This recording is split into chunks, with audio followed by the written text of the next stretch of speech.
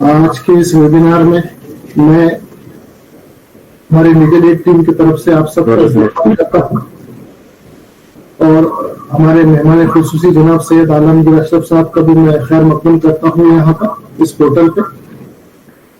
Lake काजी Karimuddin memorial webinar के तहत इस वेबिनार को आज रखा गया है, जो कि मैं समझता हूँ काफी इम्पोर्टेंट टॉपिक आज हमने चुना है कि उन 26 आयतों के ऊपर कुरान मजीद की उन 26 आयतों पर जिन लोगों को एतराज है और कुछ लोग नासमझ लोग जो कोर्ट तक पहुंच चुके हैं, उनको इस माहौल में उन आयतों को समझना बहुत जरूरी है ताकि हम हमारा स्टैंड डिफेंड कर सके सोसाइटी के सामने कि वो ऐसी आयतें क्या है कि जिनको लेकर इतना वबाल मचाने की कोशिश कुछ लोग कर रहे हैं। तो इस टॉपिक को लेकर हमारे एडवोकेट इमरान देशमुख, यवतमाल जाहिद अली, एडवोकेट इब्राहिम बख्श, एडवोकेट फराद भाई और जनाब फिरदौस मिर्जा साहब, जनाब परवेज साहब, इनका एक डिस्कशन हुआ। तो उस डिस्कशन के तहत फिर ये डिसाइड हुआ कि क्यों ना एक वेब पोर्टल पे इसका वेबिनार ही लिया जाए ताकि इसमें बहुत से दूर दराज से लोग जुड़े और ये इसकी 26 आयतों की जो इम्पोर्टेंस है वो है क्या, ताकि सब लोग उसको समझ सके। तो जनाब हमारे इस दावतनामे को जनाब सैयद आलमगीर अशरफ साहब ने कबूल किया, हम इनका शुक्रिया अदा करते हैं और मैं मदद करता हूँ जनाब एडवोकेट फिरदौस मिर्जा साहब को कि वो इस टॉपिक के ऊपर रोशनी डालें।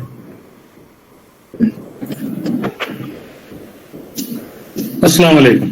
लीगल एड ग्रुप ये वकीलों का एक आपस में नेटवर्किंग करने वाला बनाया हुआ ग्रुप है, क्योंकि वकील भले ही हम लोग आपस में रोज कोर्टों में मिलते हैं, लेकिन आपस में उनका नेटवर्किंग होना बहुत जरूरी है। और ये ग्रुप बनाने का मकसद भी यह है कि हम अपने जो नॉलेज है उस नॉलेज को शेयर कर सके, अपडेट कर सके, लीगल नॉलेज को अपडेट कर सके। अब तक तकरीबन 15 अलग अलग टॉपिक्स के वेबिनार्स हम ऑर्गेनाइज कर चुके हैं। बाद में कोविड शुरू हो गया, कोविड के दौरान भी हमने काफी वेबिनार्स किए। अब हम देख रहे हैं कि रोज ऐसी खबरें आ रही है कि हमारा कोई नौजवान वकील भाई हमसे जुदा हो गया। वकीलों के अगर मसलों की बात करें तो हमारा सबसे बड़ा मसला यह है कि हमारे लिए कोई सोशल सिक्योरिटी नहीं है, वकील पेंशन नहीं है, वकीलों के लिए कोई ग्रेच्युटी नहीं है। तो अगर किसी वकील भाई के साथ कुछ हो जाता है तो उसकी फैमिली रास्ते पर आ जाती है। ये एक एक्सपीरियंस है हमारा। आज मैंने अपना बहुत ही अजीज दोस्त खोया है कोविड के लिए, वो मेरा क्यूबिकल मेरे साथ शेयर करता था। अकोला से थे वो, एडवोकेट व्यास, रोज के मिलने वाले, 2 बेटियां, दोनों की एजुकेशन कंप्लीट नहीं हुआ, अच्छी प्रैक्टिस थी और आज अचानक उन लोगों के सामने एक अंधेरा छा गया। तो इनसे भी कैसे निकले, फाइनेंशियल प्लानिंग कैसी करें, इसके लिए हमने पिछले वक्त इसके लिए एक वेबिनार किया था। उम्मीद है उसमें जो हम लोगों को सलाहें मिली थी, खासतौर से एक टर्म इंश्योरेंस वाली, आप लोगों ने ले ली होगी। खैर, आज का वेबिनार का टॉपिक जो चुना गया उसकी वजह अतीक साहब ने बताई कि एक देश के दुश्मन खबीस, मैं नाम लेना पसंद नहीं करूंगा उनका,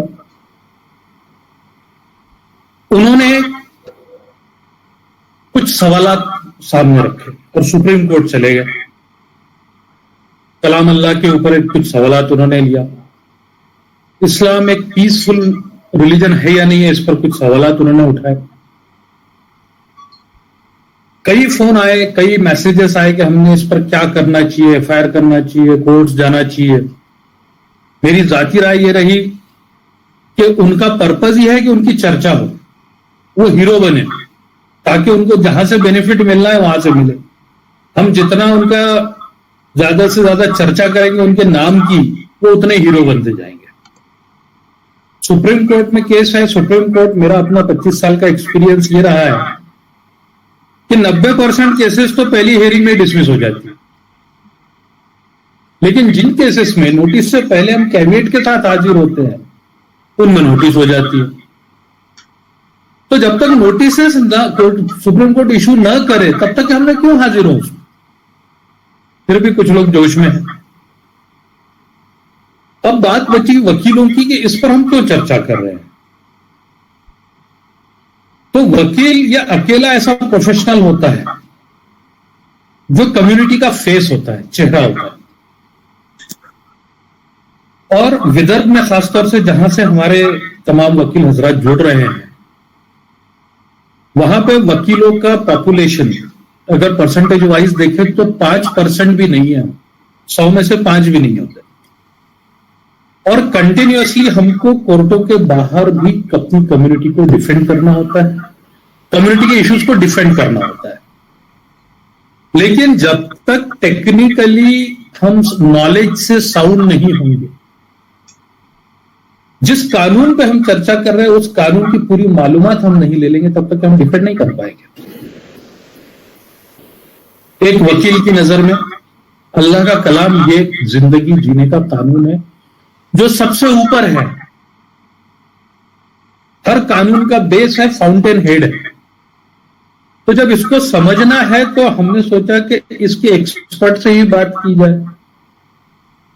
تو سب سے پہلے نام جو ہمارے مذہبی باتوں کو ماڈرن ٹیکنک سے، ماڈرن سائنس سے، ماڈرن ایجوکیشن کے ذریعے سمجھتا ہے اور سمجھاتا ہے، وہ نام میرے ذہن میں آیا، وہ تھا سنی انٹرنیشنل سینٹر کے فاؤنڈر مولانا جناب سید عالمگیر اشرف صاحب. ان سے بات ہوئی. آپ کا بہت بہت شکریہ کہ آپ آج آئے، آپ نے ہماری دعوت کو قبول کیا. اور اب اس کے بعد عتیق صاحب میں آپ سے گزارش کروں گا کہ آپ مولانا صاحب کو مدعو کریں.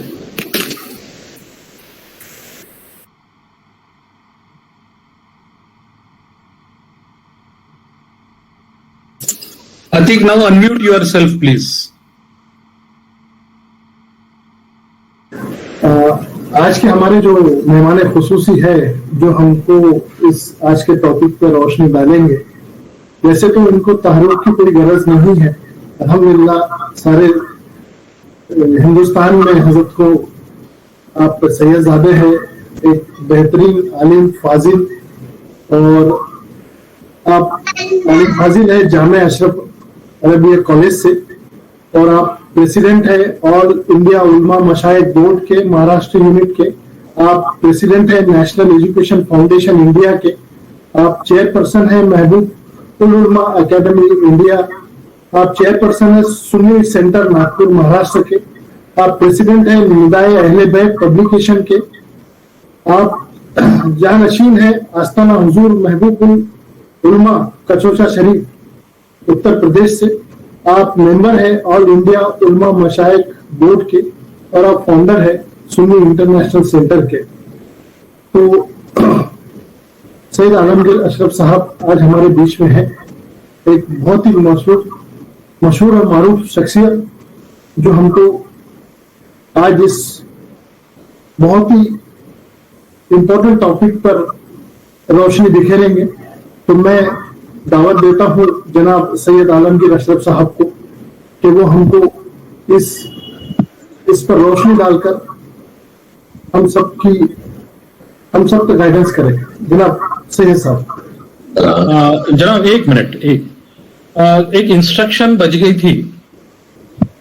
آج کا جو پروگرام ہے ہمارے ریگولر ویبینار سے تھوڑا سا ہٹ کر ہے. تو جن لوگوں کے ذہن میں کوئی بھی سوالات آتے ہیں تو آپ کو چیٹ باکس میں وہ لکھنا ہے جو ایڈوکیٹ فرحت بیگ صاحب غزل کے خطاب کے بعد آپ کے ان کے سامنے رکھیں گے، اور ان سوالات کے جوابات دینے کی کوشش ہوگی انشاءاللہ. لیکن بیچ میں ڈسٹرب نہ کرتے ہوئے اپنے سوالات سارے چیٹ باکس میں لکھیں. اعوذ باللہ من الشیطان الرجیم، بسم اللہ الرحمن الرحیم. الف لام میم ذالک الکتاب لا ریب فیہ. میں مرحوم قاضی کریم الدین میموریل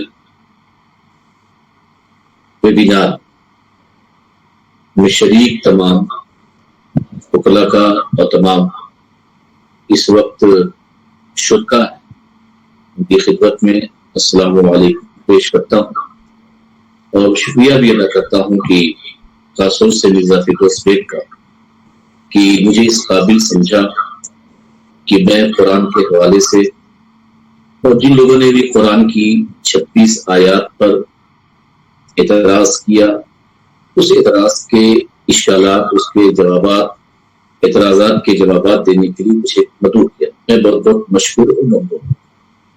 جو آیت کریمہ میں نے تلاوت کی ہے یہ سورہ بقرہ کی سب سے پہلی آیت ہے. الف لام میم ذالک الکتاب لا ریب فیہ. اس کتاب میں جو قرآن ہے جو اللہ کا کلام ہے اس میں کوئی شک نہیں. یہ کسی انسان کا کلام نہیں ہے, یہ کسی انسان کی وانی نہیں ہے, بلکہ یہ ایشواری ہے, یعنی اللہ کا مقدس کلام. اب یہاں پر جو سب سے بڑی بات ہے کہ اللہ کا مقدس کلام ہے, اس پر تو ابھی کسی کا اعتراض نہیں ہے, اور نہ ہی اس دور میں بھی اللہ کا یہ کلام نہیں ہے اس پر بھی اعتراض ہوا. ہاں البتہ 3 لفظ ایسے تھے, ابو جہل اینڈ کمپنی نے کہا کہ قرآن میں یہ 3 لفظ ایسے ہیں, 3 الفاظ ایسے ہیں جو قرآن میں جو بلاغت کے معیار, عرب کی فصاحت اور بلاغت کے معیار سے گرے ہوئے. میں آپ کو بتا دوں کہ عرب وہ سرزمین ہے جو اپنی زبان کو دنیا میں سب سے زیادہ, سب سے بہتر اور سب سے اچھی زبان کا مالک سمجھتے ہیں. آج ہی نہیں بلکہ برسوں سے اپنی زبان کو سب سے اچھی زبان سمجھتے ہیں. اور عرب کے علاوہ وہ دنیا کی جتنی بھی زبانیں تھیں ان زبانوں کے جانکار کو وہ گونگا سمجھتے تھے. تو اس وقت کے جو فصیح و بلیغ جو عرب تھے, آج بھی عرب نان عرب کی جو زبان ہے ان کو کہتے ہیں یہ گونگے ہیں, ان کو زبان نہیں ہے. ان کو اپنی زبان پہ کمانڈ تھا, ان کو اپنی زبان پہ بہت بھروسہ تھا. انہوں نے بڑی تلاش کے بعد قرآن کے 3 الفاظ کو, وہ 3 لفظ بتا دیتا ہوں, وہ 3 ورڈز بتا دیتا ہوں, یہ کہا کہ یہ عرب کی فصاحت اور ہم میں بولے جانے والی جو زبان ہے اس کے خلاف. ایک لفظ تھا عجاب, اور ایک لفظ تھا کبار, اور ایک لفظ تھا حضوا. یہ 3 الفاظ تھے کہ جس پہ اہل عرب میں سے جو مشرکین اور کفار تھے انہوں نے یہ کہا کہ یہ قرآن میں جو الفاظ آئے ہیں یہ فصاحت اور بلاغت کے معیار سے گرے. پیغمبر اسلام صلی اللہ علیہ وسلم کی بارگاہ میں آئے اور یہ معاملہ پیش ہوا. تو آقا کریم صلی اللہ علیہ وسلم نے ان سے کہا کہ تم اگر یہ سمجھتے ہو کہ یہ لفظ عرب کی فصاحت اور بلاغت کے معیار سے گرا ہوا ہے, تو عرب میں یہ تھا کہ جو دیہات میں رہتے تھے, جو بلدیہ میں رہتے تھے, وہ شہر سے زیادہ ان کو زبان پہ کمانڈ ہوتا. تو کسی بوڑھے کو بلا کے لے کے آؤ اور جس کو زبان پر پورا کمانڈ حاصل ہے وہ بتائے گا کہ یہ لفظ فصاحت اور بلاغت کے معیار سے گرا ہوا ہے یا اس کے معیار پر. ان لوگوں نے ڈھونڈ کر کے ایک بوڑھا لے کر کے پیغمبر اسلام کی بارگاہ میں, پروفٹ کی بارگاہ میں لے کر آئے. جب لے کر آئے تو آپ نے اس بوڑھے سے کہا کھڑے ہو جاؤ. وہ بوڑھا کھڑا ہو گیا. پھر آپ صلی اللہ علیہ وسلم نے کہا کہ بیٹھ جاؤ. وہ بیٹھ گیا. پھر کہا کھڑے ہو جاؤ. کھڑا ہو گیا. 3-4 بار آپ نے اس بوڑھے کو کھڑا کیا اور بیٹھایا. اس بوڑھے کو جو بڑھاپے کی وجہ سے اس کو کھڑا کیا جا رہا, بٹھایا جا رہا, غصہ آ گیا. فوراً اس نے کہا ھذا رجل عجاب انا شیخ کبار اتتخذنی ہزوا. یہ انا رجل, ھذا رجل عجاب, یہ عجیب و غریب آدمی ہے. انا شیخ کبار, میں بوڑھا آدمی ہوں. اتتخذنی ہزوا, کیا تم میرے ساتھ مذاق کر رہے ہو؟ تو یعنی جس الفاظ پر اہل عرب کو کہ یہ فصاحت اور بلاغت کے معیار سے گرا ہے. فصیح و بلیغ بلدیہ سے ایک بوڑھے کو بلایا گیا اور اس کی زبان سے وہی لفظ 3 الفاظ نکلے جس پر انہوں نے انکار کیا. تو آپ یہ سمجھیے کہ اس دور میں ایسا نہیں ہے کہ قرآن جب نازل ہو رہا تھا، قرآن کی آیتیں ان تک پہنچتی تو محمد عربی صلی اللہ علیہ وسلم کی رسالت کے انکار کے لیے ان کے لیے بہت آسان تھا یہ بتا دینا کہ یہ کلام اللہ کا کلام نہیں ہے. دوسری مثال دوں گا تاکہ بات اور واضح ہو جائے کہ اس وقت اس زمانے میں جو بڑے بڑے شاعر ہوتے وہ کعبے کی دیواروں پر اپنے اتنے اشعار لکھتے اور جن کو اس اشعار میں کمی یا نقص لگتا وہ کاٹ دیتا کہ یہ لفظ غلط ہے یا اس میں لفظ کوئی لفظ پڑھا دیتا. تو صحابہ کرام نے بھی سوچا کہ قرآن کی چھوٹی سی آیت ہم بھی خانہ کعبہ کی دیوار پر اس کو لٹکا دیں اور دیکھیں کہ دنیا سے جو بڑے بڑے لوگ آ رہے ہیں اس پر کیا کہتے ہیں. تو قرآن کی چھوٹی سورت تھی اِنَّا أَعْطَيْنَاكَ الْكَوْثَرَ، ایک طرف لکھا اِنَّا أَعْطَيْنَاكَ الْكَوْثَرَ فَصَلِّ لِرَبِّكَ وَانْحَرْ إِنَّ شَانِئَكَ هُوَ الْأَبْتَرُ. اس وقت جو سب معلقہ کا سب سے بڑا شاعر تھا کہ جس کے اشعار خانہ کعبہ کی دیواروں پر برابر لٹکے رکھتے تھے، لکھے ہوئے رہتے تھے، کسی کی ہمت نہیں ہوتی کہ اس کے اشعار پہ کوئی قلم چلا سکے. وہ جب آیا اور اس نے یہ پڑھا کہ اِنَّا أَعْطَيْنَاكَ الْكَوْثَرَ فَصَلِّ لِرَبِّكَ وَانْحَرْ إِنَّ شَانِئَكَ هُوَ الْأَبْتَرُ. آگے لکھتا ہے هَذَا الْكَلَامُ لَيْسَ بِبَشَرٍ، یعنی یہ کسی انسان کا کلام ہو ہی نہیں سکتا، یہ کلام انسان کے علاوہ کسی کا ہے. تو اس بات سے بالکل یہ بات واضح ہوگی اور قرآن نے جو چیلنج کیا ہے کہ اگر تم ہماری نازل ہوئی آیتوں پر اعتراض کرنا چاہتے ہو تو اس جیسی کوئی سورہ لے آؤ، جیسا کوئی لفظ لے آؤ. یہ قرآن نے خود چیلنج کیا مگر کوئی اس کا جواب نہیں دے پایا. الحمدللہ قرآن وہ کتاب ہے کہ جو انسان کے مہد سے یعنی پیدائش سے لے کر کے لہد تک کام آنے والی کتاب ہے. یہ قرآن وہ کتاب ہے جو انسان کی کتاب زندگی ہے، جو انسان کے جینے، کھانے، پینے، رہنے کا راستہ طے کرتی ہے. اب اس کتاب پر اگر کوئی اعتراض کرے کہ یہ کتاب میں امینڈمنٹ ہوا، اس کتاب میں کوئی چیز داخل کر دی گئی یا اس کتاب سے کوئی چیز نکال دی گئی، تو وہ اعتراض قرآن پہ نہیں بلکہ وہ اعتراض اللہ تبارک تعالیٰ کی ذات پہ کر رہا ہے.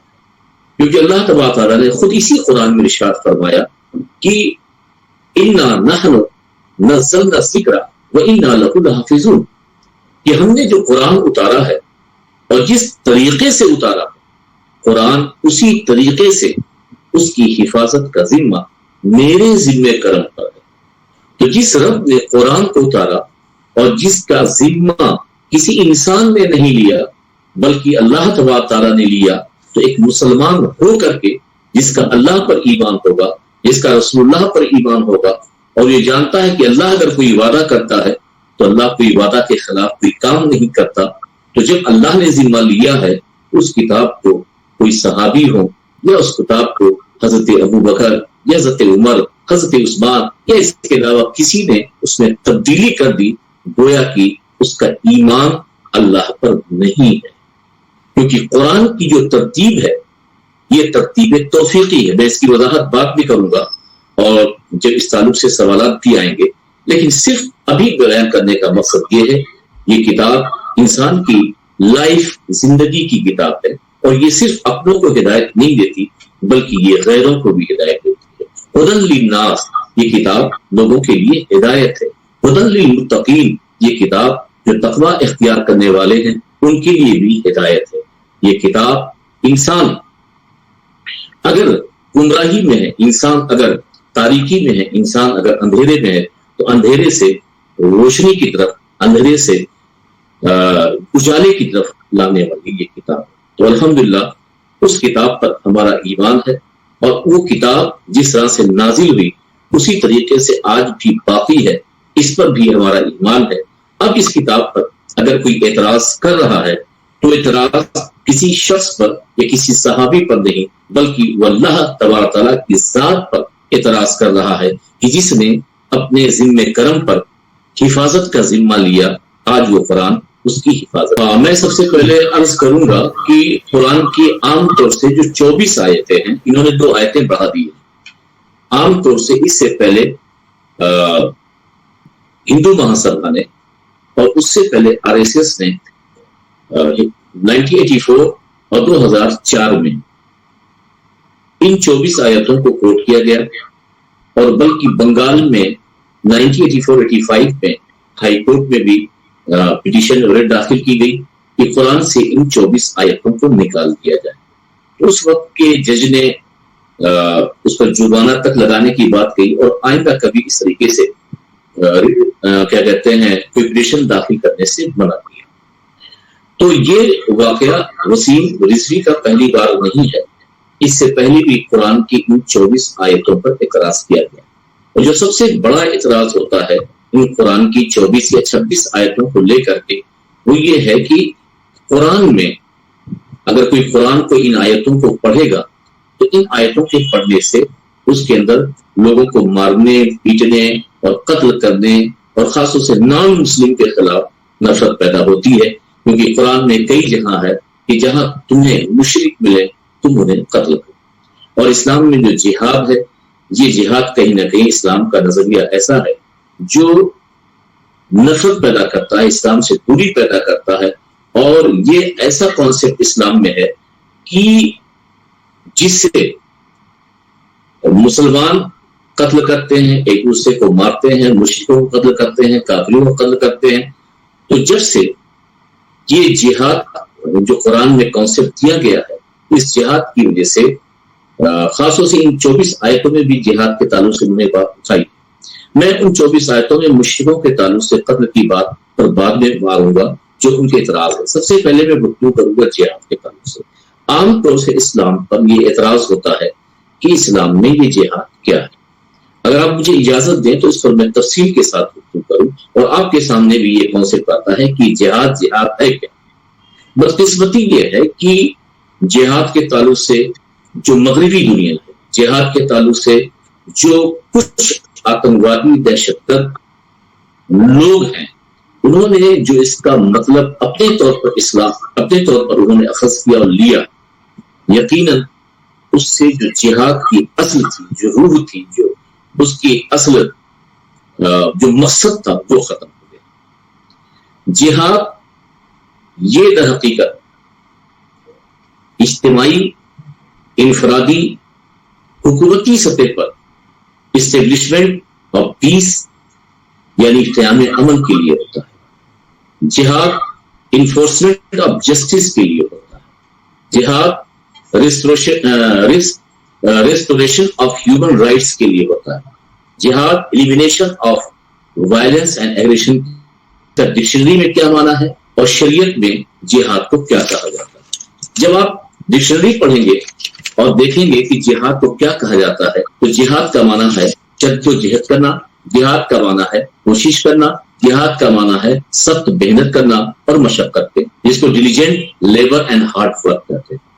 مگر شرعی اصطلاح میں جس کو بولتے ہیں شرعی ڈیفینیشن کیا ہے جہاد کی، وہ یہ ہے کہ اپنی تمام تر جسمانی، ذہنی، مالی اور جانی صلاحیتوں کو اللہ کی رضا کی خاطر نیکی اور بھلائی کے کاموں میں خرچ کرتے ہیں. اب آپ بتائیے کہ جہاد کی تعریف، جہاد کی ڈیفینیشن یہ ہے کہ اپنی تمام تر قوتوں کو، چاہے وہ مالی ہو، چاہے وہ زبانی ہو، چاہے وہ قلم کے ذریعے ہو، اللہ کی رضا کے لیے اللہ کے کاموں میں خرچ کرتے نہ. یہاں پر کہاں پر آیا کہ جہاد کا معنی لوگوں کو قتل کرنا؟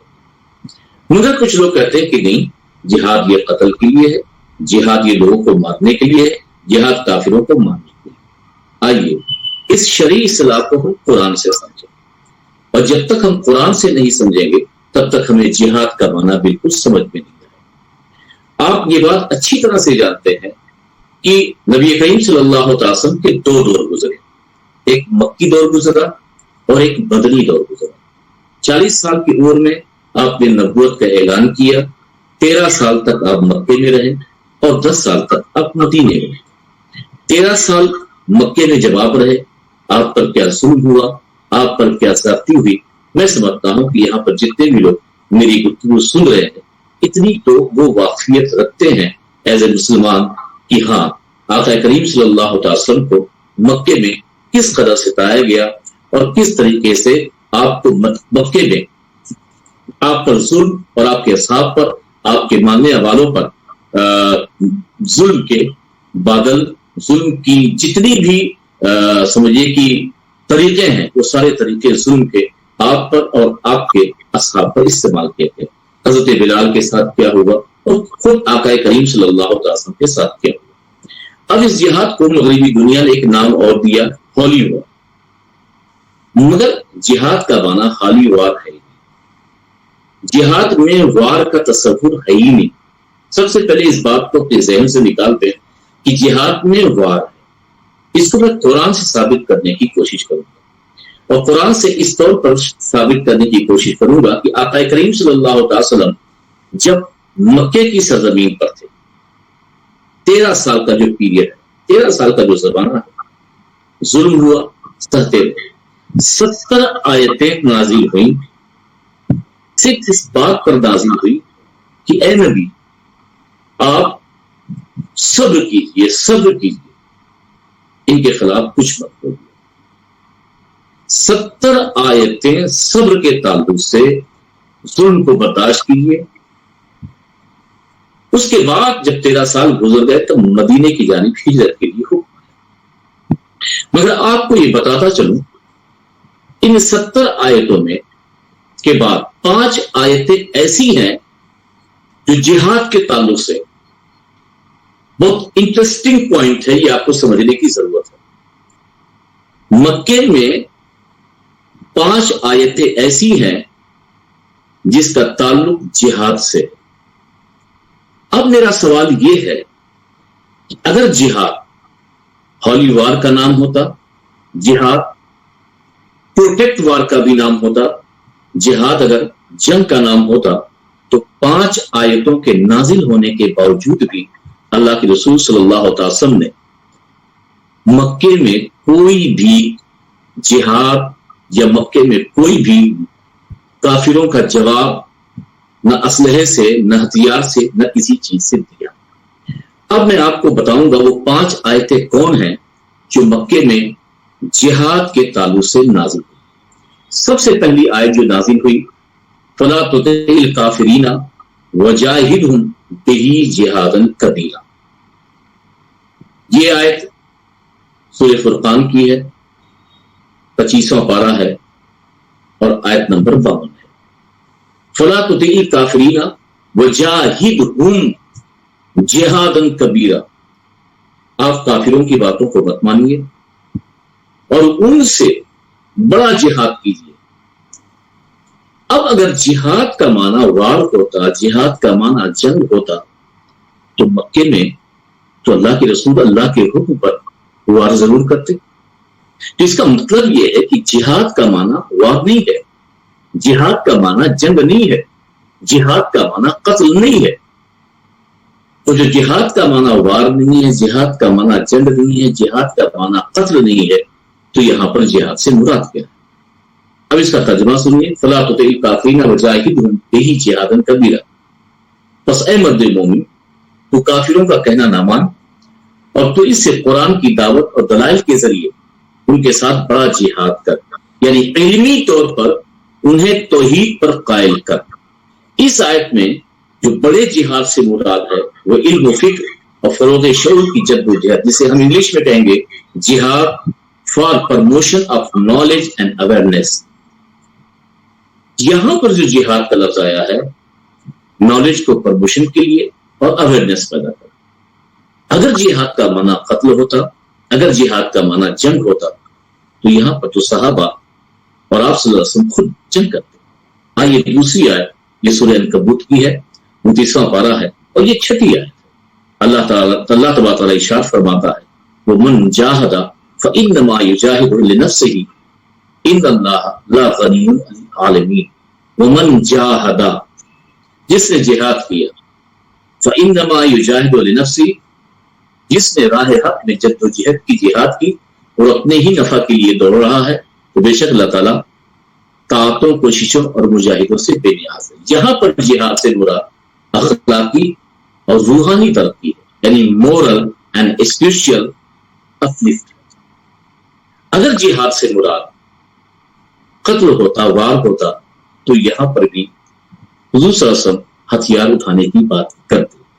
آیت نمبر 3، اور وَإِن جَاهَدَكَ لِتُشْرِكَ بِهِ مَا لَيْسَ لَكَ بِهِ عِلْمٌ فَلَا تُطِعْهُمْ، اور اگر وہ تجھ پر کوشش کریں کہ تو میرے ساتھ اس چیز کو شریک ٹھہرائے جس کا تجھ کو کچھ بھی علم نہیں، تو ان کی اطاعت مت کر۔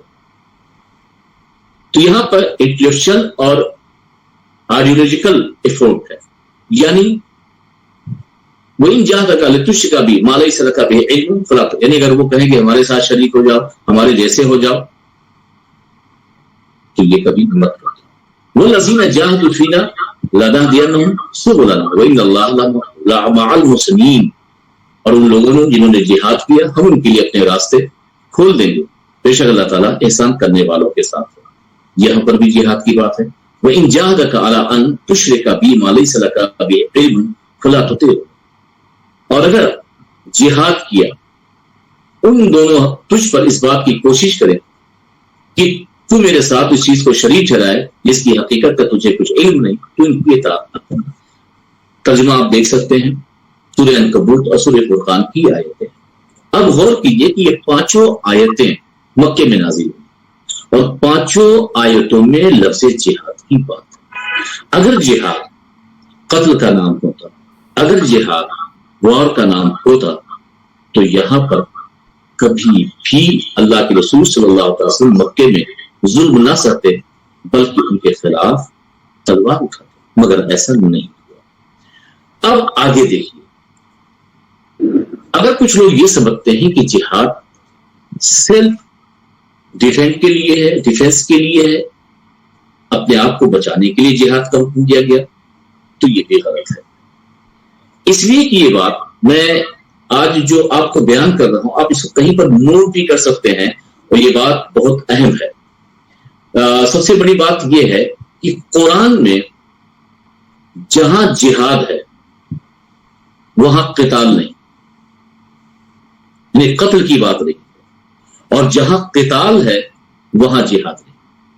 پورے قرآن میں لفظ جہاد یہ تقریباً جو قرآن میں آیا ہے، میں سمجھتا ہوں کہ تقریباً یہ 18 صورتوں میں یہ جہاد آیا ہے لفظ، اور 18 صورتوں میں ہم یہ سمجھتے ہیں کہ 36 یا 40 بار لفظ جہاد آیا ہوگا، 36 مرتبہ آیا ہے 18 صورتوں میں۔ ہاں 36 آیت جہاد میں صرف 4 آیات کا، یعنی 36 آیت جہاد ہیں جس میں 18 صورتوں میں 36 آیت ہیں جس میں 40 سے 41 بار لفظ جہاد آیا ہے۔ اب ان 36 آیتوں میں جہاں جہاں بھی جہاد کا لفظ ہے وہاں قتال نہیں ہے، اور جہاں جہاں قتال کا ذکر ہے وہاں وہاں جہاد نہیں ہے۔ اور پھر 36 میں سے 31 پوائنٹس ایسے ہیں جہاں پر جہاد کا معنی وار قتل نہیں ہے، بلکہ جہاد کا معنی ہے قلم کے ذریعے، زبان کے ذریعے، اخلاق کے ذریعے، اپنے عادت و اطوار کے ذریعے کوشش کر کے اللہ کا پیغام ان تک پہنچائیے۔ ہاں صرف 4 مقام ایسے ہیں کہ جہاں پر جہاد کا معنی حرب یا جہاد کا معنی قتل یعنی جنگ لیا گیا ہے، مگر یہ جو 4 جگہ جہاد کا معنی جنگ جو لیا گیا ہے وہ بھی مکے میں نہیں بلکہ مدینے میں، جب ان لوگوں نے صلح حدیبیہ کے بعد بعض روایتوں کی وجہ سے اور بعض روایتوں میں ہے کہ مدینہ میں ہجرت کرنے کے بعد یہ جہاد کا حکم یا ان سے لڑنے کا حکم آیا، اور وہ بھی اس طور پر جب انہوں نے جنگ مسلط کر دی تھی۔ اب میں آپ کے سوال کے جواب کی طرف آؤں گا۔ جو اعتراض کیا گیا ہے کہ مشرکین جہاں بھی ملیں، وہ سورہ توبہ کی اکثر آیتیں ہیں جہاں پر اس ترجمے اس آیت پر اعتراض ہے، مشرکین جہاں بھی تم سے ملیں ان مشرکین کو قتل کرو۔ یہ بات تو کہی جاتی ہے مگر اس آیت کے پہلے اور اس آیت کے بعد کی آیتوں کو نہیں دیکھا جاتا۔ اس کے پہلے جو آیت ہے اس کا مطلب یہ ہے وہ مشرکین جنہوں نے معاہدہ توڑا ہے، जिन्होंने अमन के मुआहदे को तोड़ दिया है, उनसे जंग करने की बात हो रही है। अगर वो आपसे लड़ें, अगर आप पर वो मुसल्लत हो, अगर आपके खिलाफ आए, तो ऐसे मुआहदा तोड़ने वालों के साथ आप जंग करें। लेकिन वो जो अमन चाहते हैं, लेकिन वो जो आपकी बात सुनते हैं, ऐसे मुशरिकों को आप महफूज ठिकाने पहुंचाएं और उन पर कोई जुल्म और उन पर कोई ऐसा काम ना करें कि जिससे इनको परेशानी और दिक्कत का सामना करना पड़े। अगर मुशरिकीन को, आम मुशरिकीन को मारने की इजाजत कुरान देता, तो कुरान दो तरीके की बात नहीं करता। एक ही आयत में, उसके पहले और बाद में, वो उनके खिलाफ मारने की बात कर रहा है, उनको कत्ल करने की बात कर रहा है जिन लोगों ने मुआहदा तोड़ा, जिन लोगों ने जो अल्लाह के रसूल सल्लल्लाहु अलैहि वसल्लम से और सुलह हुदैबिया में जो मुआहदा हुआ तोड़ दिया और जंग उन पर मुसल्लत की। तो ये पूरी दुनिया का कानून है, ये अक़वाम मुत्तहिदा का कानून है, ये यूनाइटेड नेशन का कानून है कि अगर आपके मुल्क पर, अगर आप जहां रहते हैं उन पर कोई वॉर या जंग मुसल्लत करता है, तो अपने डिफेंड के लिए, अपने बचाव के लिए, अपने दिफा के लिए आप उनसे लड़ सकते हैं। मगर इस लड़ने में भी कुरान ने जो एहतियात का दामन और अल्लाह के रसूल सल्लल्लाहु अलैहि वसल्लम ने जो अपने सहाबा को एहतियात की बात की है, ये पूरी दुनिया में ऐसी नजीर और ऐसी मिसाल नहीं मिली। ये जंग करना, बूढ़ों का ख्याल करना, जंग करना, हरे भरे दरख्तों का ख्याल करना, जंग करना, बच्चों का ख्याल करना, जंग करना, औरतों का ख्याल करना। अगर औरतें तुम्हारी तलवार के नीचे आ जाएं, उनको मारना नहीं। अगर बच्चे तुम्हारी तलवार के नीचे आ जाएं, उनको मारना नहीं। अगर इबादत खाने तुम्हारी तलवार के, या तुम इलाके में जा रहे हो वहां पर आए, उसे जलाना नहीं, उसके घरों को जलाना नहीं। इस इस्लाम का जंग का तौर तरीका ये। पूरी दुनिया में जंग किसे कहते हैं, वार किसे कहते हैं, और जंग की तारीफ क्या है, आप सुनेंगे तो जंग की तारीफ का कहीं पर भी ये मफहूम नहीं निकलता कि अमन के क़याम के लिए जंग की जाए। जंग का मतलब ही है कि जहां पर अमन हो उसे खत्म कर दिया जाए। मगर इस्लाम ने जंग का जो मफहूम पेश किया है डिफेंड के तौर पर कि नहीं, अगर तुम लड़ो तो बेकसूरों को मत मारना, तुम लड़ना तो औरतों को मत मारना, तुम लड़ना तो बच्चों को मत मारना, तुम लड़ना तो बूढ़ों को मत मारना, तो यहाँ तक कि हरे भरे दरख्तों को भी नहीं उजाड़ना, उनके घरों को बचाना। तो ये जो मुशरिकों के मारने की बात है, ये खास जमाने की बात है, खास मुशरिकों की बात है। वरना मेरा सवाल सबसे बड़ा ये है, अगर इस्लाम मुशरिकों के मारने की बात करता है तो फतेह मक्का के बाद उससे आसान मौका तो मुशरिकों को मारने का और कोई था ही नहीं। 50,000 की तादाद से, 10,000 या 50,000 की तादाद से ज्यादा मक्का में तमाम सहाबा के साथ मुसलमान जा रहे हैं। काफिरों को यह डर था कि आज तो हमें मार दिया जाएगा, हमने क्या नहीं सताया, क्या नहीं जुल्म किया। अगर इस्लाम मुशरिकों के मारने में ही भलाई समझता या अल्लाह वो ऑर्डर देता, तो पैगंबर इस्लाम तो फतेह मक्का में सबसे पहले अबू सुफियान ये जितने भी काफिर और मुशरिक थे उनको मारने का हुक्म देते। वो डर रहे थे, वो घबरा रहे थे, मगर अल्लाह के रसूल सल्लल्लाहु अलैहि वसल्लम ने इरशाद फरमाया कि आज जुल्म का बदला जुल्म से नहीं, बल्कि आज तो रहम का दिन है, आज तो माफ करना। और दूसरी जब मक्के में आप थे और आप पर ताइफ की सरजमीन पर पत्थर मारे गए, जिब्रील अमीन भी आए, बुखारी शरीफ की हदीस से बात है कि आप हुक्म दें तो मैं इन पर पहाड़ मुसल्लत कर दूं। अगर अल्लाह के रसूल को मुशरिकों को मारने का ही, कत्ल करने का हो, उनको नेस्त नाबूद करने का ही मामला होता तो उस वक्त हाथ उठा लेते। सारे मुशरिक जो ताइफ की सरजमीन थे पर थे, उनको तलवार चलाने की भी जरूरत नहीं थी, वो नेस्त नाबूद हो गए। मगर अल्लाह के रसूल सल्लल्लाहु अलैहि वसल्लम ने इतना प्यारा जवाब दिया कि नहीं, मैं तो इनकी नस्लों में हिदायत देख रहा हूं, हो सकता है कि ये हिदायत ले आने, हो सकता है ये सिरात मुस्तकीम पे चले। तो जो पैगंबर आखिरी दम तक सुलह करता रहा, जो पैगंबर पत्थर खा के भी, और मौका भी था कि उन पर पहाड़ नाजिल हो जाए, मगर उसके लिए दुआ ना कर रहा हो। फतेह मक्का के बाद कोई भी मौका उनके लिए मुश्किल नहीं था, मगर ऐसे आसान मौके पर भी काफिरों और मुशरिकों को नहीं मारा जा रहा है। इसका मतलब ये है कि जो आयतें 24 आयतों में या 26 आयतों में काफिरों और मुशरिकों के कत्ल करने की बात है या उनको मारने की बात है, तो ये आम हालात में नहीं है, ये आम कंडीशन में नहीं है। بلکہ ایک خاص کنڈیشن میں ہے جنہوں نے امن کو توڑا تھا, جنہوں نے معاہدے کو توڑا تھا. جی مولانا صاحب السلام علیکم. جس طرح سے آپ نے ابھی سمجھایا ہے کہ اس سے ایک سامنے یہ بات آتی ہے کہ اسلام جو ہے بہت ہی امن کا مذہب ہے جی, لیکن ایسے صورت میں جب بھی دیکھنے میں آ رہا ہے کہ اسلام بھلے ہی امن کا پیغام دینے والا مذہب ہے, لیکن ان آیاتوں کو پڑھنے کے بعد میں اس سے ہنسا جس کو بولتے ہیں وہ بھڑک رہی ہے, ایسا بار بار کہا جاتا ہے. جی تو کیا یہ آیاتوں کو پڑھنے سے آتنکواد بڑھ رہا ہے؟ یہ وہی دیکھیے سوال یہ ہے کہ جیسے میں ابھی گفتگو کر رہا ہوں, یہ ایک وقت میں بیٹھا ہوں کوئی گفتگو کر رہا ہوں, قرآن کے سمجھنے کا ایک طریقہ ہے, آپ کسی ایک آیت کو صرف اسی ایک آیت کو لے کر کے گفتگو کریں اور اس کے پہلے کی آیت اور اس کے بعد کی آیت کو چھوڑ دیں تو آپ قرآنی مفہوم کو نہیں سمجھ سکتے. دوسرے یہ قرآن کی کوئی آیت ہے وہ اس کا ایک جانب خاص کنڈیشن میں نازل ہوتی ہے. کبھی کبھی ہم اس کو اپنے عربی زبان میں بولتے ہیں کہ بہت سی آیتیں ہیں جس کا حکم بھی خاص ہوتا ہے اور جو اترتی بھی ہے خاص جگہوں کے لیے. تو یہاں پر جو قرآن کی آیتیں نازل ہوئی یہ خاص مشرکوں کے لیے ہے. اگر نہیں ہوتا تو اسی قرآن میں یہ بات کیوں آگے لکھی ہوئی ہے, اسی کے آگے لکھی ہوئی ہے, سورہ توبہ میں لکھی ہے. ہاں وہ مشرک جو امن چاہتے ہیں, وہ مشرک جن کو آپ اللہ کا پیغام سنائیں اور وہ امن چاہتے ہیں, آپ انہی مشرکوں کو محفوظ جگہ پر پہنچا دیجئے. تو سوال یہ ہے کہ یہ آیت کہیں دوسری جگہ نہیں ہے بلکہ سورہ توبہ میں اسی آیت کے بعد یہ آیت ہے کہ اگر یہ مومن یہ مشرک معاہدہ نہیں توڑ رہے ہیں تو آپ ان کے ساتھ جنگ مت کیجئے, ان کو اللہ کا پیغام پہنچائیے, مانے یا نہ مانے. اور اگر وہ آپ سے یہ کہتے ہیں کہ نہیں ہمیں محفوظ جگہ پہنچا دیجئے اور ہم کسی جنگ میں شریک نہیں ہونا چاہتے تو آپ پر لازم ہے انہیں محفوظ جگہ پہنچائی جائے.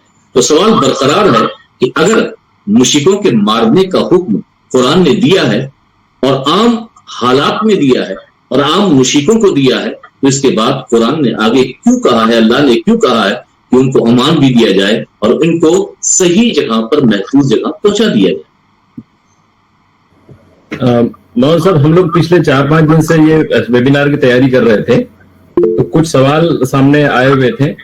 ان میں سے ایک سوال یہ تھا کہ جب ہم نے یہ پٹیشن کو پڑھا اس پٹیشن میں بار بار یہ کہا گیا تھا کہ حضرت عثمان غنی رضی اللہ تعالیٰ عنہ نے قرآن کو اکٹھا کیا, تو کیا یہ ایک سوال ایسا آیا تھا کہ کیا نبی کریم صلی اللہ علیہ وسلم نے قرآن مجید کو موجودہ صورت میں ترتیب کبھی دیا تھا؟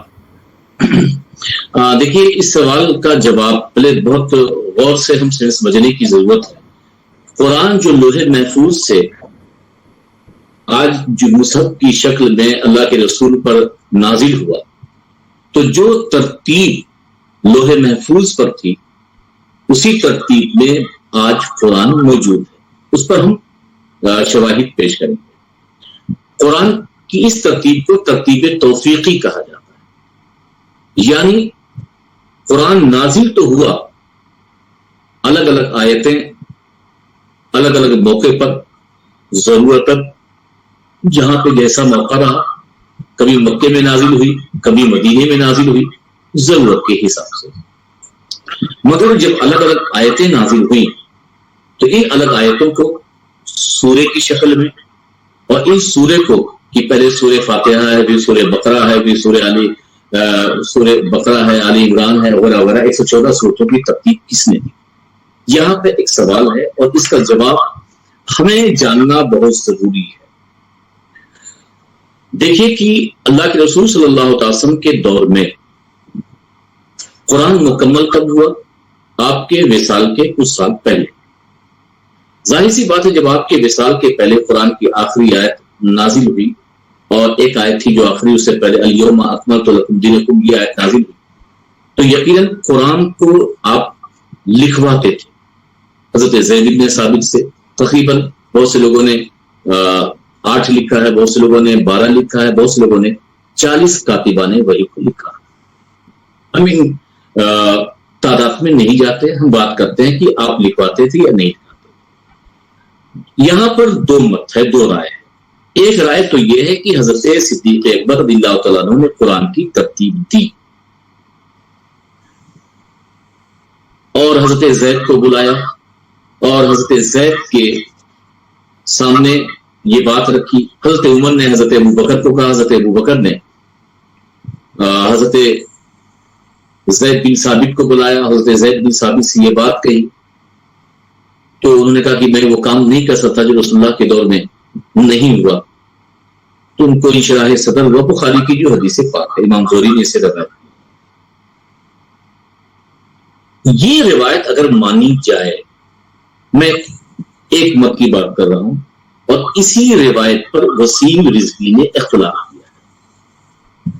وسیم رضوی نے کہا ہے کہ تمہاری بخاری میں یہ روایت ہے کہ حضرت زید بن ثابت کو بلایا گیا اور ان سے 4 لوگوں کو بلایا گیا اور 4 لوگوں کے ذمہ یہ کام دیا گیا، تو کیا زید بن ثابت کے علاوہ اور کوئی قرآن کو جاننے والا نہیں تھا؟ دو چیزیں سمجھنے کی یہاں پہ ضروری ہے۔ پہلے میں اس پوائنٹ کو،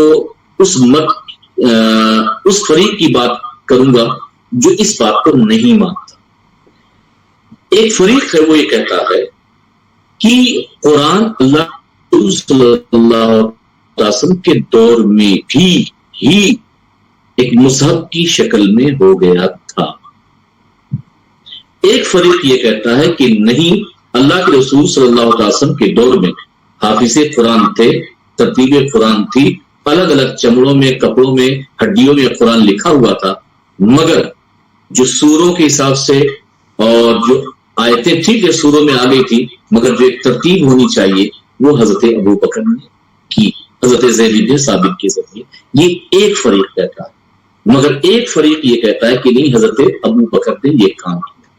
لیکن جو بات صحیح لگتی ہے وہ یہ ہے کہ اللہ کے رسول صلی اللہ علیہ وسلم کے دور میں ہی قرآن مصحف کی شکل میں موجود ہو گیا تھا، وجود میں آ گیا تھا۔ اس لیے کہ خود حضرت ابوبکر حافظ قرآن ہے، خود حضرت علی حافظ قرآن ہے، خود حضرت عمر حافظ قرآن ہے۔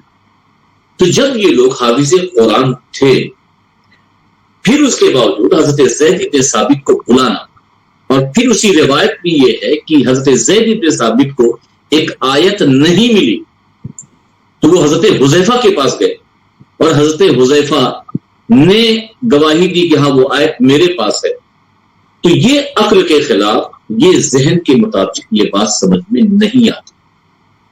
ذہن کے مطابق اور عقل کے مطابق بخاری کا یہ متن، بخاری کی حدیث سمجھ سے پرے ہے، اور اصل بات یہ ہے دوسری روایتوں کے مطابق کہ اللہ کے رسول صلی اللہ علیہ وسلم کے دور میں ہی قرآن مکمل ہو گیا تھا، اور آخری وقت میں حضرت جبریل امین نے 2 بار آپ کو رمضان کے مہینے میں قرآن سنایا تھا، اور اسی ترتیب کے ساتھ قرآن حضور کے دور میں سورہ کی ترتیب بھی ہو گئی تھی، آیتوں کی ترتیب ہو گئی تھی، اور مصحف کی شکل میں بھی ہو گیا تھا۔ جو لوگ یہ کہتے ہیں کہ نہیں، حضرت صدیق اکبر کے دور میں قرآن کی ترتیب ہوئی، ان کا یہ کہنا ہے کہ بات یہ ہے کہ حضور اکرم صلی اللہ علیہ وسلم کے دور میں قرآن سورہ کی ترتیب تو دے دی گئی تھی، مگر ان سورتوں کی کہ پہلے سورہ فاتحہ ہو، اس کے بعد سورہ بقرہ ہو، اس طور پہ ترتیب حضرت ابوبکر نے دی۔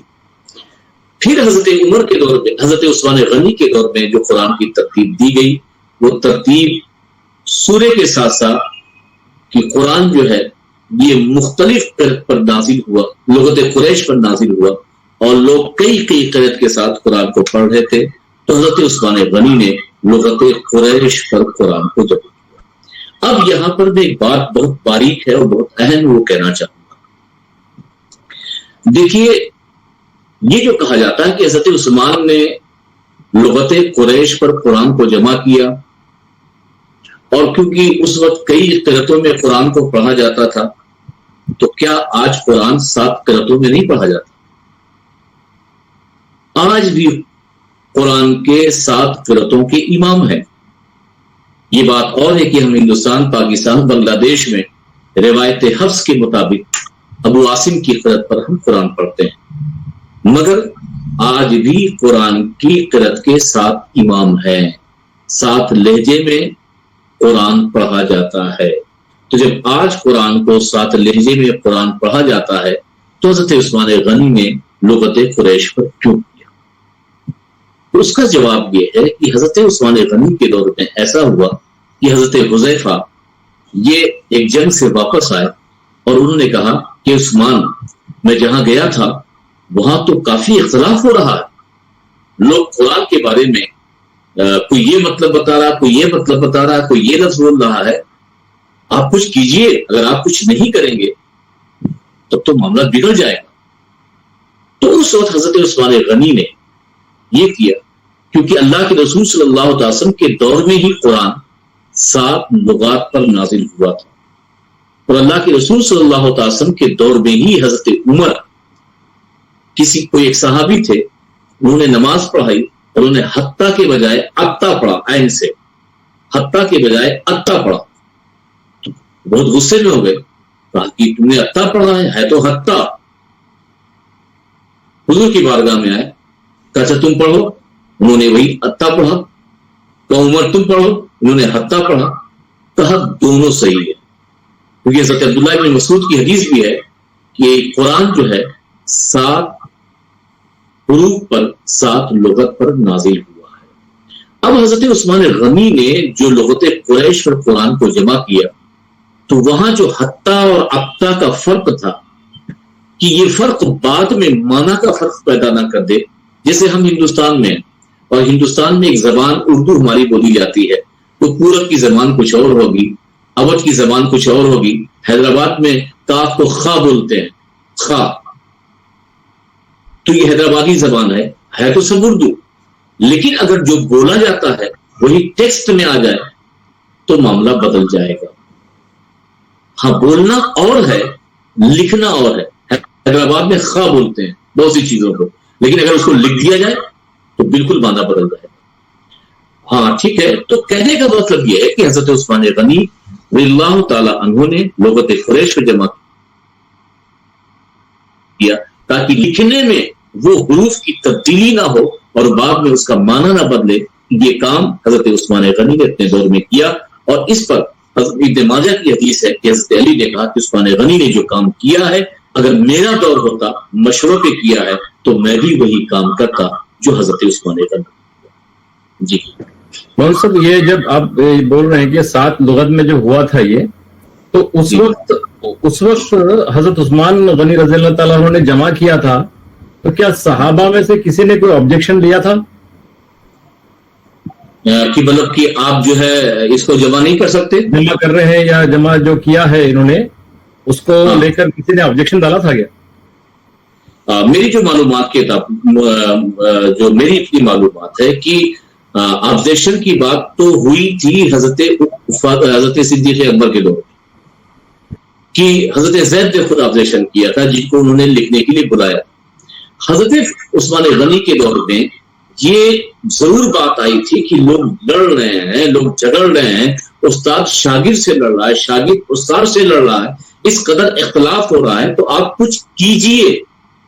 تو بلکہ معاملہ سلجھانے کے لیے حضرت عثمان کے پاس بات آئی تھی، اور جس پر حضرت علی نے کہا کہ عثمان نے جو کام کیا ہے بالکل صحیح کام کیا ہے، اور یہ بات ابن ماجہ میں ہے کہ عثمان نے جو کام کیا ہے بالکل صحیح کام کیا ہے، اور اگر میں بھی ہوتا تو وہی کام کرتا جو حضرت عثمان غنی نے کیا۔ میرے علم کے مطابق جو میں نے مطالعہ کیا ہے، اسی صحابی نے حضرت عثمان غنی کے اس طریقہ کار پر اعتراض نہیں کیا۔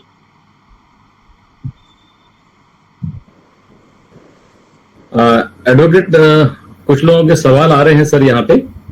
جی ایڈوکیٹ جنید خان صاحب یہ بولے جا رہے ہیں کہ بات ہم 26 آیتوں پہ کریں، تو میں جنید صاحب سے بھی یہ درخواست کرنا چاہوں گا کہ یہ 26 آیتوں کا بار بار ذکر جو ہو رہا ہے، جو وسیم رضوی صاحب نے ڈالا ہے، وہ انہی مدوں کو لے کے ڈالا ہے، انہی باتوں کو لے کے ڈالا ہے کہ بخاری شریف کی حدیثوں میں یہ ذکر آیا ہے، اور یہ 26 آیتوں سے آتنکواد بڑھ رہا ہے۔ تو آپ وہ سمجھنے کی کوشش کیجئے کہ ہم جو لائن پہ مولانا صاحب جا رہے ہیں اسی لائن پہ جا رہے ہیں کہ 26 आयतों को बार बार आतंकवाद बढ़ रहा है बोल के क्यों बोला जा रहा है? और एक बात और उन्होंने कही उस 26 आयत में, जो एक बात और है कि इन्नमल मुशरिकून नजिसुन, ये मुशरिक नजिसुन नापाक होते हैं।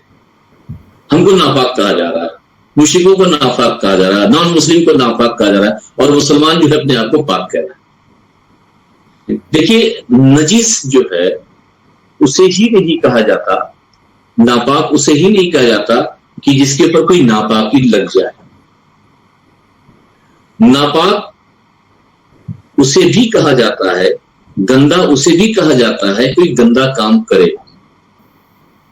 मिसाल के तौर पे कोई औरत है, अपने शौहर के साथ साथ जो हुकूक शौहर को हासिल है, उन हुकूक की आजादी दूसरे लोगों को दे दे, तो ये कहेंगे ये औरत गंदी है, क्योंकि अपने फेल में, अपने शौहर के उस फेल में दूसरे को उसने शरीक किया, ये औरत गंदी है, नापाक है।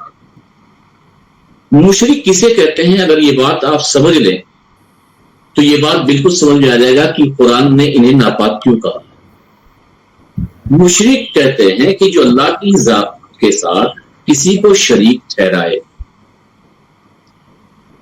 अल्लाह की जात के साथ किसी को शरीक ठहराए, उसमें कोई शरीक करे, उसके जात और सिफात में कोई शरीक करे।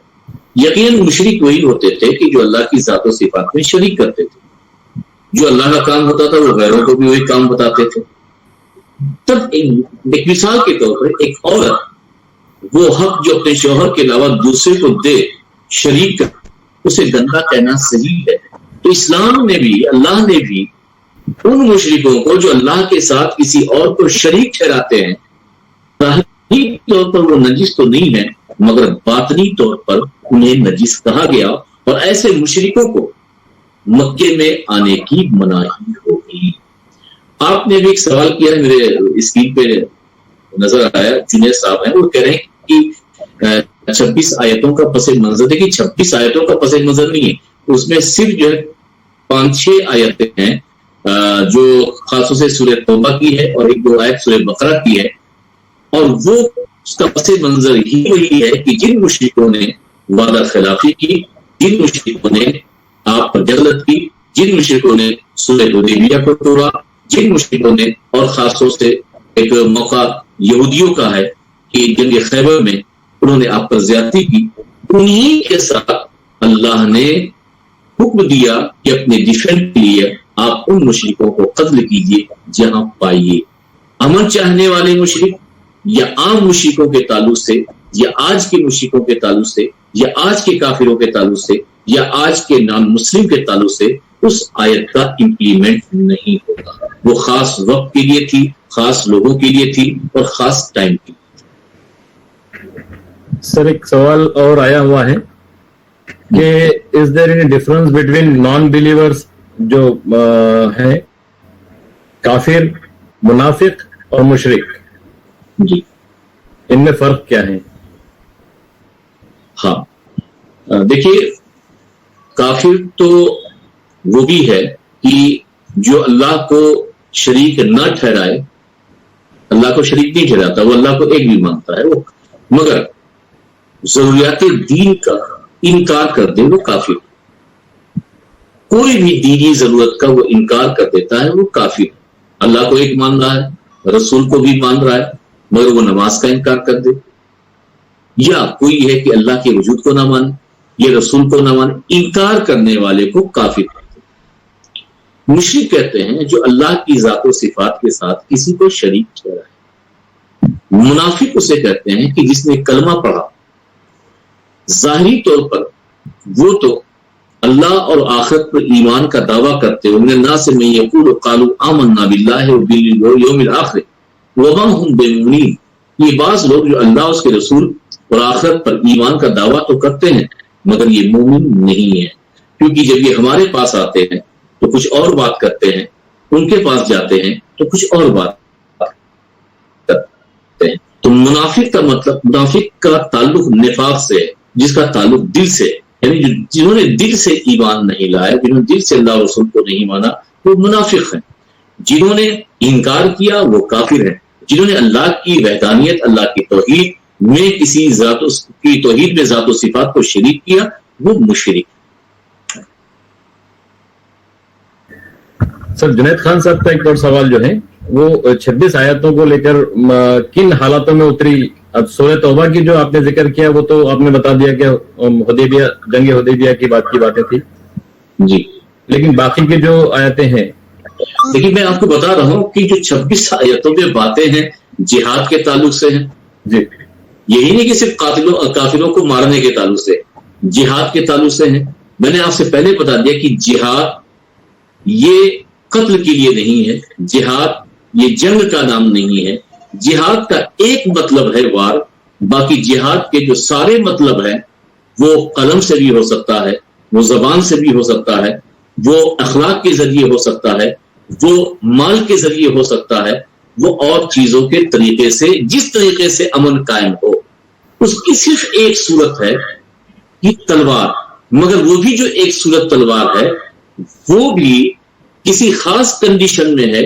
اگر آپ پر جنگ مسلط کر دی جائے، اگر آپ کے ملک پر امن کا خطرہ ہو، تو ایسے موقع پر آپ کو اجازت ہے کہ اپنے گھر کی حفاظت کے لیے آپ جہاد کر سکتے ہیں، ہر کنڈیشن میں نہیں۔ ایڈوکیٹ زاہد علی کا ایک سوال تھا سر جی، کہ قرآن عام لوگوں کو سمجھتا نہیں ہے، یہ کہتے ہیں کہ قرآن عام لوگوں کو سمجھتا نہیں ہے کیونکہ مسجدوں میں درس قرآن نہیں ہوتا۔ ان کا ایک چھوٹا سا سوال ہے۔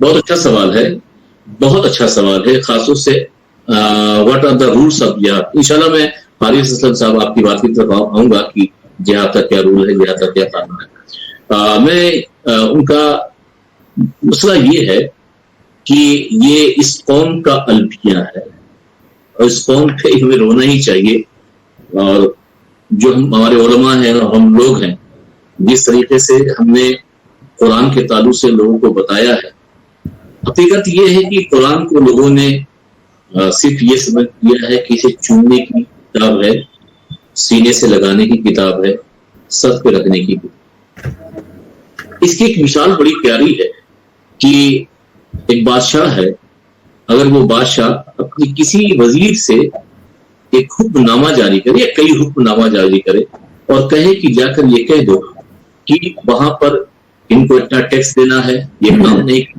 وغیرہ، جو بھی اس نے حکام جاری۔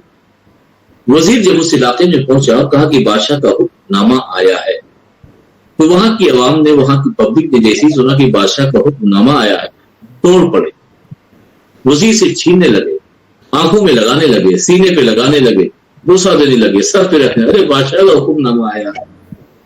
اس کو پڑھا نہیں، اس کو سنا نہیں، اس کی توجہ نہیں دی کہ کیا اس میں حکم نامہ ہے۔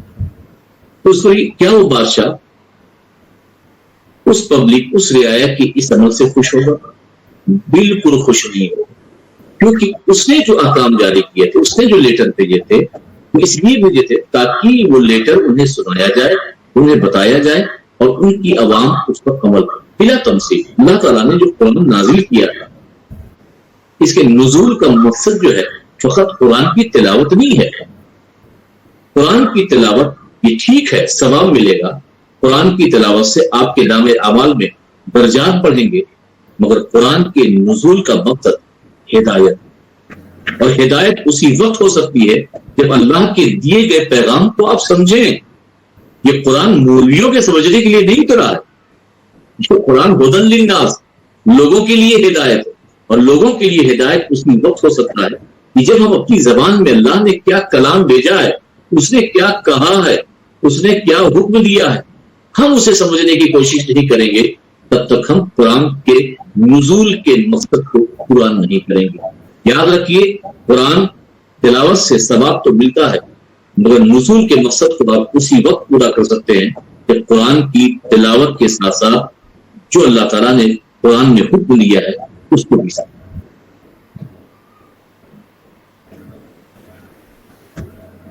ایک آخری سوال سر، کیونکہ وقت کا تقاضا ہے، what are the rules of جہاد؟ آپ نے میکسیمم تو سمجھا دیا ہے۔ حارث صاحب کا ہے، حارث اسلم صاحب کا سوال ہے۔ سب سے پہلے تو جو میں نے بتایا کہ رولس آف جہاد، اب جہاد سے مراد کیا لے رہے ہیں؟ ہمیشہ کیونکہ آپ کے ذہن میں آیا کہ جہاد کا مطلب ہتھیار اٹھانا، تبھی آپ رولس پوچھیں. آپ کبھی یہ رولس نہ پوچھیے کہ جہاد کئی معنی میں ہے. جہاد کا ایک معنی ہے، صرف ایک معنی قتال کے، اور وہ بھی کب؟ جب آپ پر آپ کے دین، آپ کی زمین، آپ کے لوگ رہنا سہنا دوبھر ہو جائے، تب وہاں پر جہاد کی وہ بھی عام پبلک کو اجازت نہیں ہے. ایسا نہیں ہے کہ ناگپور یہاں ہندوستان اسلامی ملک ہوتا اور اس کے بعد پڑوسی ملک کچھ کرتا، یہاں پہ 10 لوگ مل کر کے، 20 لوگ مل کر کے، 50 لوگ مل کر کے جا کر کے اس پڑوسی ملک سے جہاد کریں.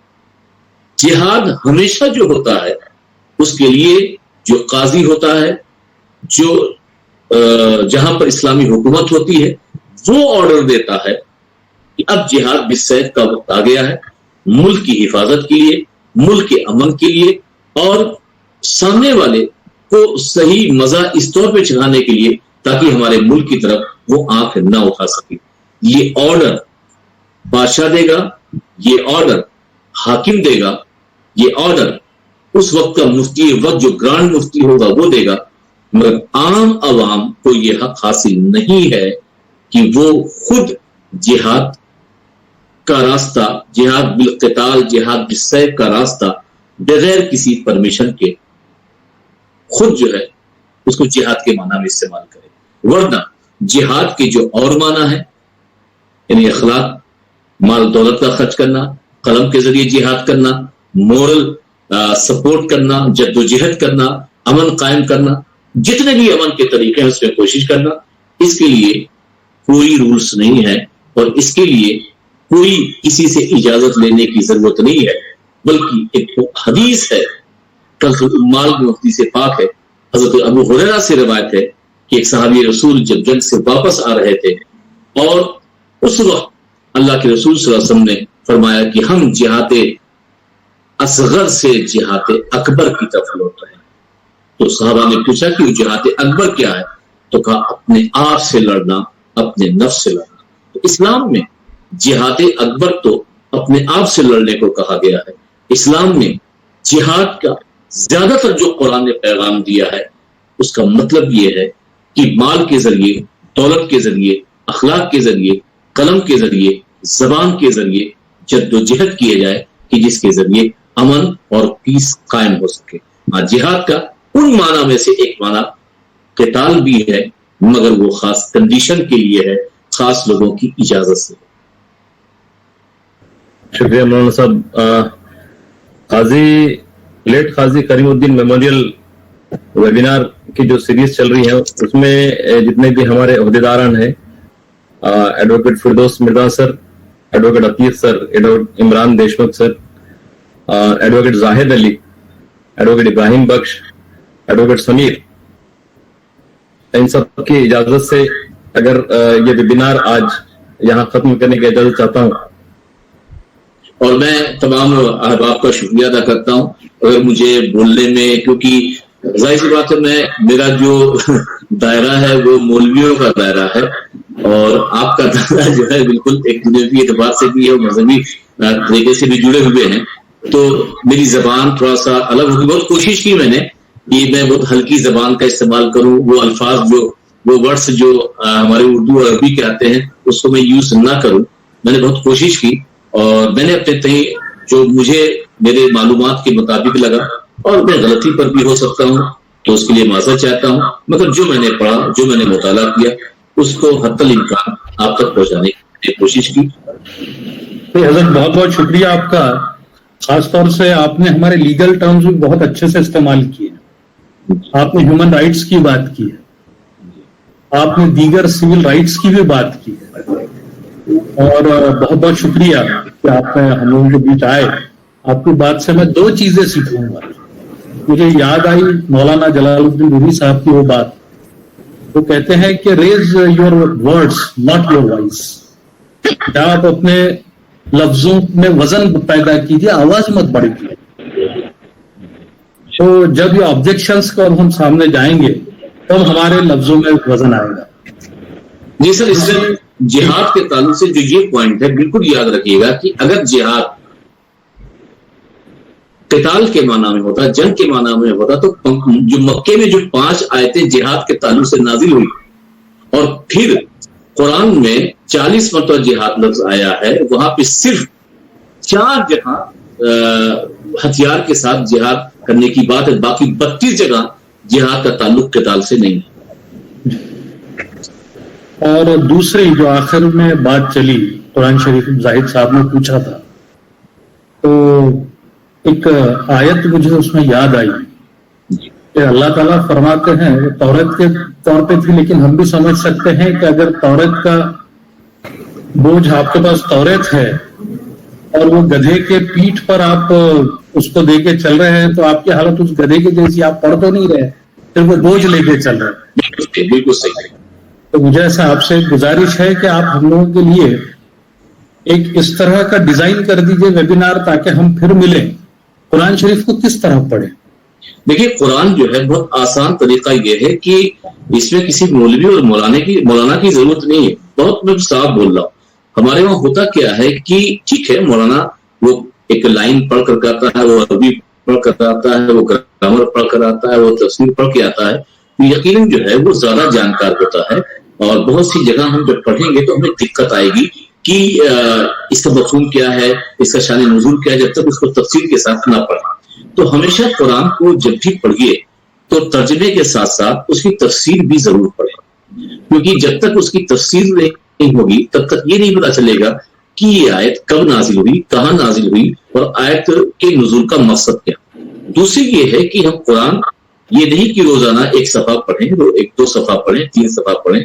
हम ये तय कर लें कि आज हम 3 आयत पढ़ेंगे, आज हम रात में सोने से पहले 4 आयत पढ़ेंगे. कम से कम अल्लाह ने जो पैगाम हमारे लिए दिया है उस पैगाम को तो समझने की जरूरत है. तो ये अगर हम इस तरीके से कुरान को पढ़ेंगे, मैं समझता हूं कि शायद कि अल्लाह के पैगाम क्या हैं, उनके अहकामात क्या हैं, हमें बताने की जरूरत नहीं होगी. हर मुसलमान को पता होगा कि अल्लाह ने हमारे लिए क्या हुक्म दे रखा. जी बहुत बहुत शुक्रिया. अतीक साहब, आप आगे लें. जी बहुत बहुत शुक्रिया जी. और बहुत ही मालूमात, बहुत बेहतरीन मालूमात आज हम सबके गोशगुजार हुई है आपके जरिए, और खास करके जिहाद को लेकर.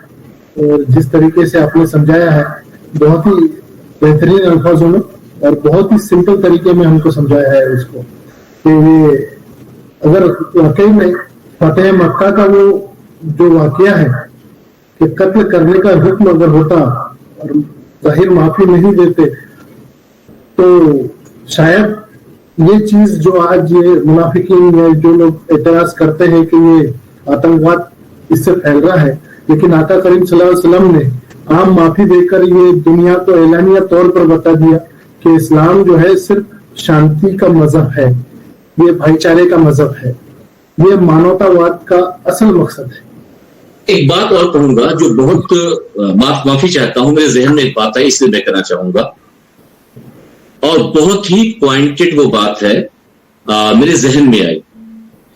एक सवाल होगा कि ये तो वो जंग है, वो क़िताल है, वो जिहाद कह दीजिए कि अल्लाह के रसूल सल्लल्लाहु अलैहि वसल्लम के दौर में हुए, मगर बाद में हजरत खालिद बिन वलीद, बाद में हजरत तारिक बिन ज़ियाद, बाद में हजरत उमर, ये सब जो लोग तलवार लेके निकले, ये कौन सा डिफेंस था, ये कहा? ये सवाल होगा कि नहीं, ये सवाल एक आएगा कि नहीं? आप समझ रहे हैं मेरी बात? जी ठीक है, सही बात है. ये सवाल तो आएगा कि ठीक है, हुजूर सल्लल्लाहु अलैहि वसल्लम के दौर में हम बात मान सकते हैं कि उस दौर में ये जिहाद ठीक है, डिफेंस के लिए था, डिफेंड के लिए था, अपने आप को बचाने के लिए था, मगर उसके बाद जो मामला आया वहां पे बचाने की बात कहां से आ गई? वहां तो सीधे जो है तलवार लेकर के जा रहे हैं, और तलवार ले जाने के बाद सीधे मार रहे हैं, या तो इस्लाम मानो या तो जजिया दो. यही हुआ. खालिद बिन वलीद की देखिए, उसके अलावा तारिक बिन ज़ियाद देखिए, और भी जो दूसरे और भी जो मुजाहिदीन गुजरे हैं उनके साथ यही हुआ. तो मौलाना साहब आप इसका क्या जवाब देंगे, या आप लोग इसका क्या जवाब देंगे? देखिए, इस सवाल का जवाब तलाश करने के लिए मैं भी कई साल से परेशान था, और हम ये जरूर कहते थे लोगों को समझाने के लिए कि इस्लाम अखलाक की तलवार से फैला है, मगर लोहे की तलवार से नहीं फैला है। मगर हमने आधा इस्लाम जरूर देखा है कि तलवार से फैला, मगर तलवार से फैला है, तलवार उठाई गई, किसी ने डिफेंड के लिए नहीं उठाई, बल्कि वो दूसरे गांव में जाते थे, वहां तलवार लेके जाते थे। तो इसका क्या जवाब होगा? मैं खुद परेशान था इस जवाब के लिए, आखिरकार इसका जवाब क्या? मैंने बहुत सी किताबें तलाश की और मैंने बहुत से लोगों से इसके ताल्लुक से दरियाफ्त किए, और लोगों ने जवाब देने की अपने तौर पर कोशिश की, मगर मैं खुद मुतमईन नहीं हो पाया। मगर मैंने इसके ताल्लुक से किताब आज से 4-5 साल पहले अलीगढ़ यूनिवर्सिटी के एक हैं, उनकी किताब पढ़ी, रहमतुल्लिल आलमीन, मौलाना मंसूर करके हैं, रहमतुल्लिल आलमीन किताब है, बहुत शानदार किताब है, और अगर आप लोग भी चाहें तो इस किताब को जरूर मुताला करें।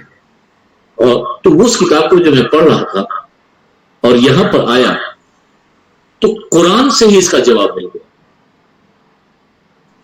मैं हैरत में था कि जो जवाब मैं हदीस से, जो जवाब मैं उलमा की बातों से कि वो हमको समझा सके, कुरान ने उसका जवाब दिया। कुरान ने ये जवाब दिया कि दरअसल इस्लाम, क्योंकि ये अमन का मजहब, इस्लाम जो है अदल कायम करना चाहता था, इस्लाम जो है मुसावात कायम करना चाहता था, और उस वक्त 3 बड़ी ताकतें थी, एक यहूदी थे, दूसरे ईसाई थे, और तीसरे वो जो आपके पुजारी यानी जिसे मजूसी कहते हैं, ये ईरानी लोग थे। 3 लोग थे, ये 3 सबसे बड़ी ताकतें थी। इन तीनों में जब जंग होती थी, जब आपस में लड़ाई होती, क्योंकि ईसाई यहूदियों के खिलाफ, यहूदी ईसाई के खिलाफ, और वो मजूसी इन दोनों के खिलाफ, तो इनमें आपस में जंग होती थी। जब इनमें आपस में जंग होती थी तो उस जंग में होता क्या था कि वो उनकी इबादत गाहों को भी तोड़ दिया करते थे, उनकी इबादत गाहों को जला दिया करते थे, उनको तो खत्म नहीं करते थे, उनके बूढ़ों को तो मारते ही थे, उनकी नस्ल खुशी कर देते, उनके साथ साथ उनकी इबादत गाहों को वो जला देते।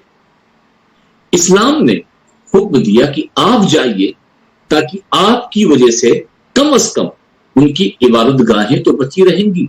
अब मैं कुरान की वो आयत कोट करता हूं। कुरान की आयत आप देखिएगा कि वलौना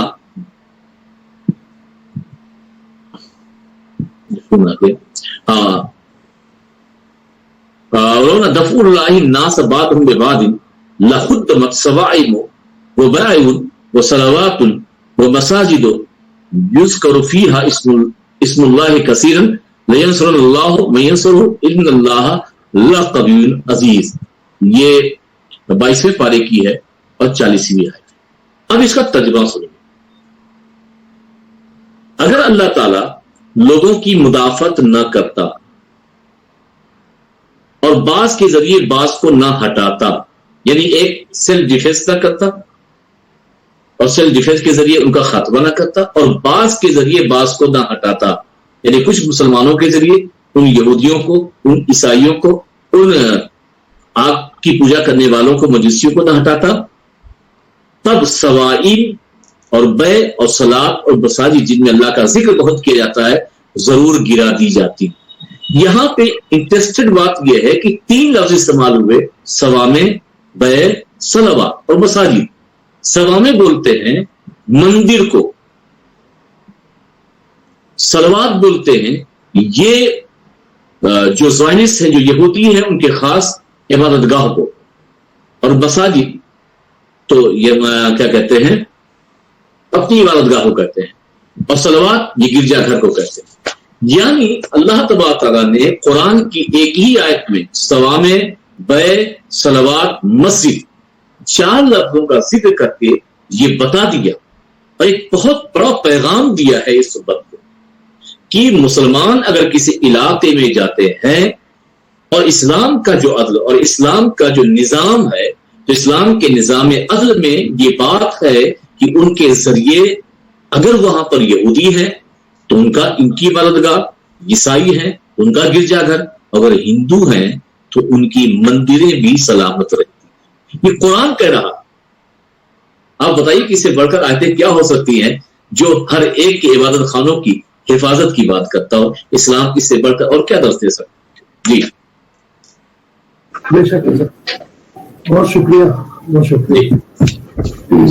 میں شکر گزار ہوں آپ سبھی کا، لیگل ایڈ ٹیم کا، ایڈوکیٹ فردوس مرزا صاحب، ایڈوکیٹ فرحت صاحب، ایڈوکیٹ پرویز دکڑیا صاحب، ایڈوکیٹ سمیر خان ہمارے ٹیکنیکل ایکسپرٹ، ایڈوکیٹ زاہد علی، ابراہیم بخش صاحب، ایڈوکیٹ عمران دیشمکھ اور دیگر حضرات، آپ سبھی کا، اور سید عالمگیر اشرف صاحب کا، انہوں نے اپنا قیمتی وقت نکال کر ہم کو آج اس ٹاپک پر گائیڈنس دیا، اور آپ سبھی کا جو آپ اس ویبینار سے جڑے اور انشاءاللہ آگے بھی جڑتے رہیں گے. اور اسی دعا کے ساتھ اللہ ہم سب کی حفاظت فرمائے ایمان و عقیدے کی. اور اسٹے ہوم، اسٹے سیف. السلام علیکم.